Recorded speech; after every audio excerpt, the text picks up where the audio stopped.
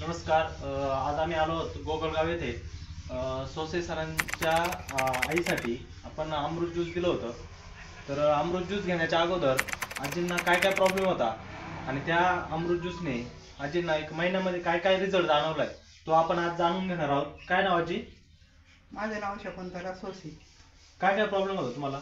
मला थायरॉइडचा प्रॉब्लेम होता, थकवा येत होता, हं? असं काम केलं तर घाम येत होता, असं एकदम थकल्यासारखं व्हायचं. हं? आणि वजन कमी झाले 4 किलो. किती वजन होतं तुमचं आधी? 85 होता, आता 81 झालं. अरे वा.